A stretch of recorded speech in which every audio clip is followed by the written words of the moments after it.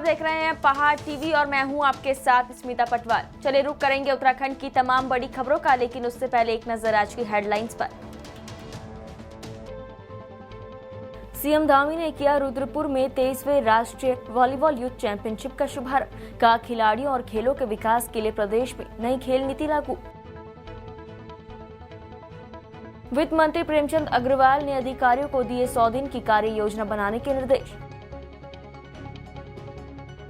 डोईवाला के degree college में शुरू हुआ 2 दिवसीय वार्षिक क्रीड़ा समारोह। डोईवाला विधायक ने किया समारोह का शुभारंभ। गर्मियों का मौसम बढ़ते ही पहाड़ों में आग लगने का सिलसिला हुआ शुरू। कर्णप्रयाग के जंगलों में पिछले 2 दिनों से धधक रही है आग। नैनीताल में विद्युत पोल में अचानक लगी आग, मची अफरा तफरी। कल मुख्यमंत्री पुष्कर सिंह धामी ने मनोज सरकार स्पोर्ट्स स्टेडियम रुद्रपुर में 23वें राष्ट्रीय वॉलीबॉल यूथ चैंपियनशिप का शुभारंभ किया। इस चैंपियनशिप में पुरुष वर्ग में 27 राज्यों की और साई की टीम सहित कुल 28 टीमों और महिला वर्ग में 22 राज्यों की और साई की एक टीम शामिल है।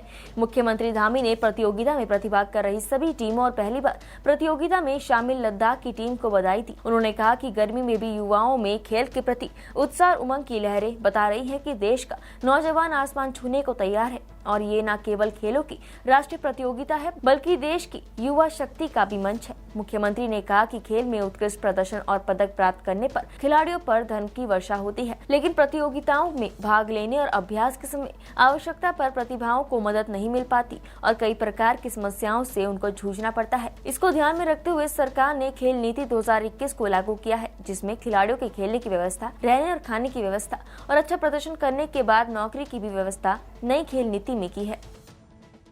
वित्त मंत्री प्रेमचंद अग्रवाल ने राज्य कर विभाग की समीक्षा बैठक की। बैठक में वित्त मंत्री ने संबंधित अधिकारियों को प्रदेश का राजस्व बढ़ाने के लिए व्यापक कार्य योजना बनाने के निर्देश दिए हैं। वित्त मंत्री ने परिवर्तन कार्य में तेजी लाने के निर्देश भी दिए हैं। वित्त मंत्री प्रेमचंद अग्रवाल ने अधिकारियों से कहा कि छापेमारी की कार्यवाही की जाए, लेकिन इस दौरान किसी का उत्पीड़न न किया जाए। इसके साथ ही टैक्स बढ़ाने के लिए फर्मों, व्यापारियों के साथ मंत्री स्तर की बैठक कराने के भी निर्देश दिए हैं। उन्होंने कहा कि राजस्व बढ़ाने के लिए व्यापारियों से भी सुझाव लिया जाए, रिक्त पदों के सापेक्ष भर्तियां की जाए ताकि विभाग को अधिक उपयोगी बनाया जा सके। बैठक में वित्त मंत्री ने 100 दिन की कार्य योजना तैयार करने के निर्देश दिए हैं। इसमें विभाग के डिजिटल रूप, ई गवर्नेंस, ऑनलाइन ACR व्यवस्था, ऑडियो वीडियो कम्युनिकेशन के स्मार्ट कंट्रोल रूम पर विशेष फोकस रखा जाए। प्रदेश कार्यकारिणी सदस्य नरेंद्र भंडारी ने सल्ट विधायक महेश जीना की तारीफ करते हुए कहा कि महेश जीना ने सल्ट विधानसभा के लिए कई सौगात दी है। मरचूला, मानिला, जैनल, मरचूला सरायखेत, मरचूला सियालदे, देघाट, चिमटाखाल, भौनखाल, भतरोज खान, भौनखाल तड़ंग मोटर का टेंडर जारी हो गया है। वहीं राजकीय इंटर कॉलेज नयकड़ा पेसिया भवन का उच्चीकरण किया गया है। महेश जीना लगातार क्षेत्र में विकास कार्य में गति दे रहे हैं। उन्होंने कहा कि महेश जीना के विकास कार्यों से एक नए सल्ट का उदय हो गया है। प्रदेश कार्यकारिणी सदस्य नरेंद्र भंडारी ने सल्ट विधायक महेश जीना, मुख्यमंत्री पुष्कर सिंह धामी का आभार जताते हुए कहा कि सल्ट विधानसभा में इस योजना से सल्ट विधानसभा की क्षेत्र की जनता के लिए एक बड़ी खुशखबरी है।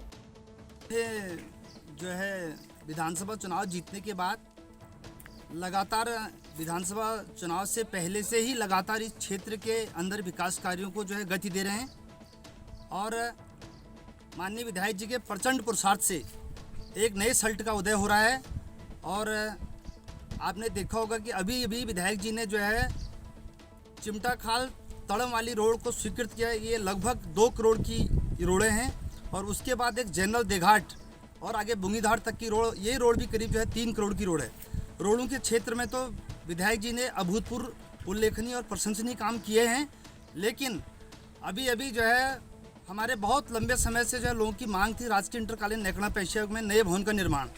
लेकिन मैं आपको बता देना चाहता हूं कि हमने विधायक जी ने जो है रमसा राष्ट्रीय माध्यमिक शिक्षा अभियान के तहत एक करोड़ की बिल्डिंग वहां पर पहले से ही जो है निर्माणाधीन है। अभी वर्तमान में उत्तराखंड पेयजल संसाधन निर्माण निगम ने 2 करोड़ रुपए की लागत से होने वाले भवन निर्माण की टेंडर कॉल की है। और इसी के साथ जो है मछोड़ के अंदर भी इससे पहले हम राष्ट्रीय माध्यमिक शिक्षा अभियान के तहत वहाँ पर जो 1 करोड़ का भवन निर्माण कर चुके हैं, लेकिन वर्तमान में उसका भी 2 करोड़ रुपये भवन निर्माण की टेंडर कॉल हो चुकी है।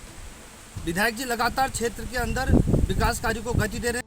मसूरी भाजपा मंडल द्वारा मसूरी नगर पालिका अधिशासी अधिकारी यूडी तिवारी को ज्ञापन देकर मसूरी नगर पालिका के अधीन आने वाली सड़कों को दुरुस्त करने के साथ मसूरी के खस्ताहाल शौचालय को ठीक करने की मांग की है। वहीं मसूरी नगर पालिका द्वारा संचालित बंद पड़ी सिटी बस को जल्द संचालित करने की मांग की गई है। मसूरी भाजपा मंडल अध्यक्ष मोहन पटवाल ने कहा कि आगामी पर्यटन सीजन को देखते हुए मसूरी नगर पालिका परिषद नगर क्षेत्र को सुंदर और खूबसूरत बनाने के लिए लोक निर्माण विभाग, मसूरी देहरादून विकास प्राधिकरण और राष्ट्रीय राजमार्ग के अधिकारी अपनी अपनी सड़कों को ठीक कर रहे हैं, लेकिन नगर पालिका के अधीन आने वाली सड़कों का हाल बदहाल हो गया है, जिसको तत्काल ठीक कराया जाना चाहिए। उन्होंने कहा कि मसूरी नगर पालिका के अंतर्गत शौचालय की हालत बद से बदतर हो रखी है, गंदगी का अंबार लगा हुआ है, लेकिन दुर्भाग्यवश मसूरी नगर पालिका परिषद मसूरी की जनता के साथ देश विदेश से आने वाले पर्यटकों को मूलभूत सुविधाएं भी उपलब्ध नहीं करा पा रहे हैं। उन्होंने कहा कि ज्ञापन देकर अधिशासी अधिकारी को तत्काल सभी व्यवस्थाओं को दुरुस्त करने की मांग की गई है और अगर जल्द ही उनकी मांगों पर कार्रवाई नहीं की जाती है तो उसको लेकर पालिका प्रशासन के खिलाफ आंदोलन करने के साथ उच्च अधिकारियों से शिकायत भी की जाएगी।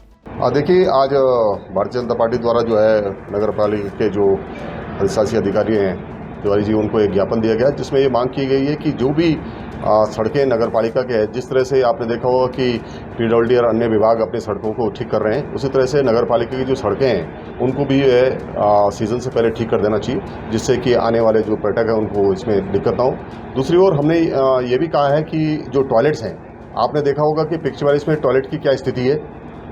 जो टूरिस्ट आता है, टैक्सी स्टैंड पे जो है टॉयलेट है, लेकिन वहाँ पर टूरिस्ट रुकता नहीं है। टैक्सी भी पे भी कोई आता है तो वो भी पिक्चर वाली से आके रुकता है। तो लिटरली जो टूरिस्ट यहाँ पर हैं और खासकर जो फीमेल जो यहाँ पे आती हैं, उनको लोगों से, होटल वालों से लिटरली जो है वॉशरूम के लिए बैक करना पड़ता है, जो बहुत ही दयनीय स्थिति है और इसकी जितनी निंदा की जाए उतना कम है। इसके लिए जो है नगर पालिका को शर्म आनी चाहिए कि आप मसूरी जैसे शहर में आप जो है एक बेसिक फैसिलिटी जो टूरिस्ट को मिलनी चाहिए उसको आप नहीं दे पा रहे हैं। लोग जगह जगह भटकते हैं, कई लोगों की तबीयत खराब होती है, उनको वॉशरूम की अवेलेबिलिटी नहीं होती है। होटल में जाते हैं, वहाँ पर भी उनसे किसी तरह से जो है होटल वालों की भी समस्या होती है, उनको उस तरह से जो है जिस डिग्निटी के साथ उनको यहाँ पर फैसिलिटी मिलनी चाहिए वो नहीं मिलती है। मैं मांग करता हूँ कि इसको प्राथमिकता पर लेकर जहाँ एमडीडी और अन्य विभाग जो है माल रोड के सौंदर्यीकरण के लिए दे रहे हैं, वहीं जो टॉयलेट है उसकी फैसिलिटी भी यहाँ पर अवेलेबल होनी चाहिए। और यही नहीं, नगर पालिका द्वारा पूर्व में जो है एक सिटी बस यहाँ पे संचालित की जाती थी, आज वो सिटी बस किन्हीं कारणों से नहीं चल रही है। मैं ये भी मांग करता हूँ कि वो सिटी बस जो है अति शीघ्र वो संचालित हो। भारतीय जनता पार्टी के अध्यक्ष श्री मोहन पेटवाल जी एवं अन्य माननीय सदस्यगणों द्वारा यहाँ पर ज्ञापन दिया गया है। ज्ञापन में जो भी उनके द्वारा मांग की गई है उनको नगर पालिका परिषद द्वारा बोर्ड में रखने के पश्चात ही इन पर अग्रिम कार्रवाई की जाएगी। सर, कई व्यवस्थाएं अगर शौचालय की बात करी जाए तो बस से बदतर हालत है, उन शौचालयों को किस तरीके से मेंटेन किया जाएगा? जहां पर हमारे शौचालय खराब हालत में है उनको हम सही रूप से तत्काल प्रभाव से करेंगे। सड़कों की हालत भी बहुत ज़्यादा खराब है। इसी संबंध में तो भारतीय जनता पार्टी द्वारा जो है सड़कों के संबंध में ज्ञापन दिया गया है, हम इस पर अग्रिम कार्रवाई बोर्ड में होने के पश्चात ही करेंगे। एक नगर पालिका द्वारा बस संचालित की जाती थी, वो काफी समय से बंद है, उसको लेकर लोग भी बहुत परेशान है और मांग भी की जा रही है कि जल्द ऑपरेट किया जाए। इस संबंध में हमने जो बस में कुछ टेक्निकल प्रॉब्लम होने के कारण हमने जो है उस बस को फिलहाल के लिए बंद किया था। जैसी वो स्थिति में होती है उसके पश्चात ही बोर्ड बैठक में इसकी अग्रिम कार्रवाई जो भी होगी उसके पश्चात ही हम वो संचालन करेंगे। डोईवाला के शहीद दुर्गा मल्ल राजकीय स्नातकोत्तर महाविद्यालय का 2 दिवसीय वार्षिक क्रीड़ा समारोह का शुभारंभ रंगारंग कार्यक्रमों के साथ हुआ। समारोह का शुभारंभ डोईवाला के विधायक बृजभूषण गैरोला ने दीप प्रज्वलित कर किया। कार्यक्रम में कॉलेज के प्राचार्य डीसी नैनवाल के साथ कॉलेज के खेल प्रतिभाओं ने समारोह में भाग लिया। विधायक बृजभूषण गैरोला ने समारोह को संबोधित करते हुए कहा कि खेल हमारे जीवन का अहम हिस्सा है। आज खेल में हमारे क्षेत्र की तमाम प्रतिभाएं राज्य और राष्ट्रीय स्तर पर अपना लोहा मनवा रही है। 2 दिन तक महाविद्यालय की खेल प्रतियोगिताएं आयोजित होगी, जिसमें शतरंज, वॉलीबॉल, भाला, गोला और दौड़ के 7 तमाम खेल होंगे, जिनके लिए तमाम छात्र छात्राओं ने अपना नामांकन कराया है। आज यहाँ पर महाविद्यालय में क्रीड़ा का जो आज शुभारंभ हुआ है और मैं अपने जितने भी इसमें पार्टिसिपेट कर रहे हैं छात्र छात्राएं उनको बहुत बधाई और शुभकामनाएं देता हूँ। इस महाविद्यालय में यहाँ पे मांग है कि विज्ञान और कॉमर्स का जो है पोस्ट ग्रेजुएशन में यहाँ पे खुलना चाहिए। निश्चित तौर पर मैं शासन स्तर पर इसके लिए प्रयास करूँगा अन्य जो भी यहाँ की समस्याएं हैं, मांग है, उनको पूरा करूँगा। मैं ये बताना चाहूँगा कि 2 साल जो कोरोना काल में गुजरा है, हम जो गेम को 2 हिस्से में बांटते हैं, फिजिकल और नॉन फिजिकल। फिजिकल वाले को स्पोर्ट्स बोलते हैं, नॉन फिजिकल जैसे इंटेलेक्चुअल जो आपका डेवलपमेंट होता है, जैसे IAS करते हैं, तो दोनों चीज़ ज़रूरी है। अगर आप फिजिकली फिट हैं तो मेंटली आप फिट होंगे।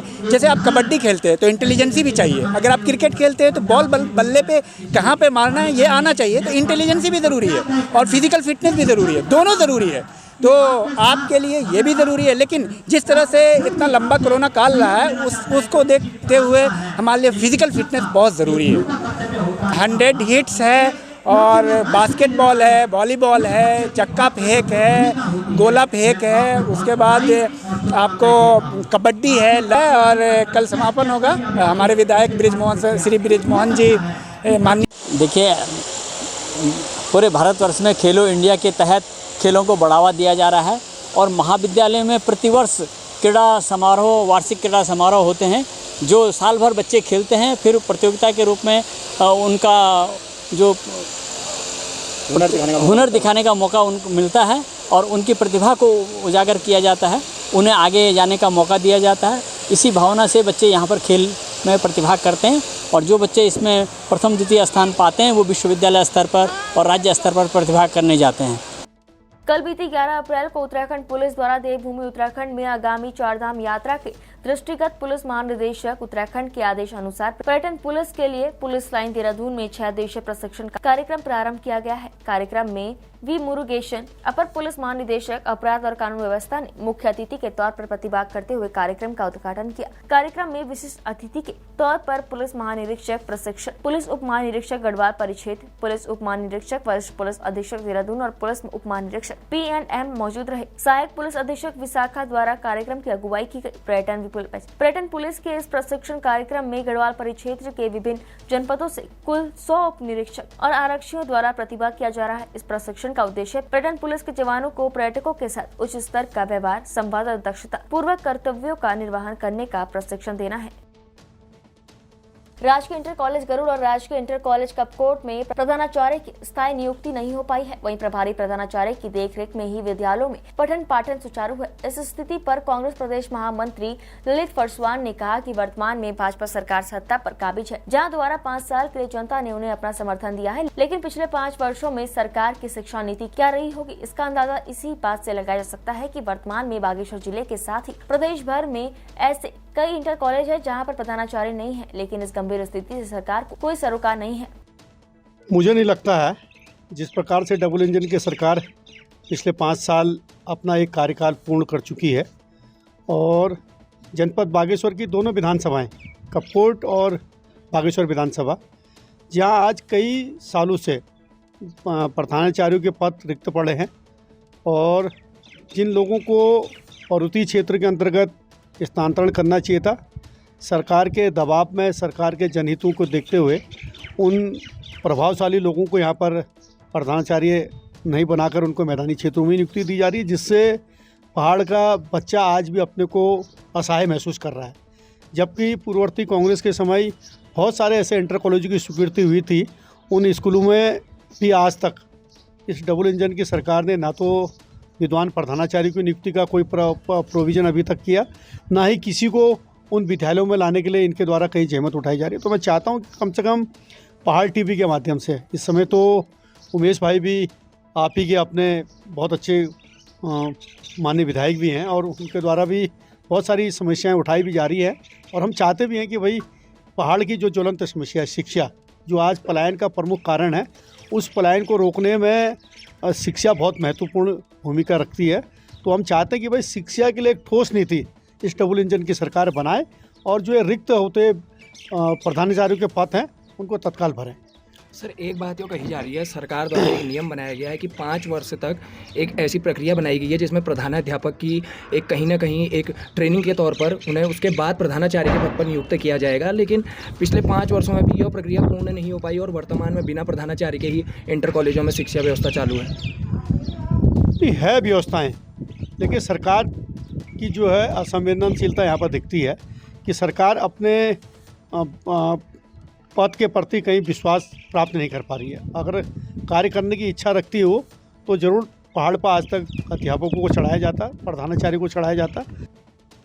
विकासखंड मुंसियारी के उच्च हिमालयी क्षेत्र में बसे मल्ला जोहार और रालम के 13 माइग्रेशन गांवों की समस्याओं के समाधान को लेकर पंचायत प्रतिनिधियों और अधिकारियों के मध्य बैठक हुई। बैठक में माइग्रेशन शुरू होने से पहले मल्ला जोहार और रालम के लिए सुविधाओं को मुहैया कराने के लिए योजना बनाई गई। पंचायत प्रतिनिधियों ने विभाग से अपेक्षा की है कि वह माइग्रेशन गाँव के लिए समय से सुविधाओं को उपलब्ध कराने के लिए आज से ही योजना को धरातल पर उतारने का प्रयास करे। लोक निर्माण विभाग के सभागार में आयोजित बैठक जिला पंचायत सदस्य जगत मर्तोलिया की अध्यक्षता में की गई। बैठक में सहायक खाद्य निरीक्षक मोहित कुमार ने बताया कि मल्ला जोहार के लिए 2 महीने का राशन जिसमें गेहूं 35 किलो और चावल 50 किलो भेज दिया गया है। राष्ट्रीय राजमार्ग यमुनोत्री यात्रा का मुख्य मार्ग से लगे चामी विसाट गांव होते हुए फुवाड़ गांव मोटर मार्ग पर आए दिन पहाड़ से पत्थर गिरते रहते हैं, जो कि सीधा नेशनल हाईवे पर गिरते हैं, जिसकी वजह से आए दिन दुर्घटना होने की संभावना बनी रहती है। अगले महीने से यात्रा शुरू होने वाली है और अभी तक इस समस्या का निराकरण नहीं हो पाया है। इसका मुख्य कारण सड़क मार्ग पर टूटा हुआ चट्टान का अटका हुआ होना है, जो कभी भी नीचे गिर सकता है। किसी भी समय बारिश होने पर यहाँ पर पत्थर गिरते ही रहते हैं। ग्रामीणों के द्वारा पीडब्ल्यूडी विभाग बटकोट को इस संबंध में कई बार अवगत कराया गया है, लेकिन विभाग की लापरवाही की वजह से ये समस्या जिसकी तस बनी हुई है।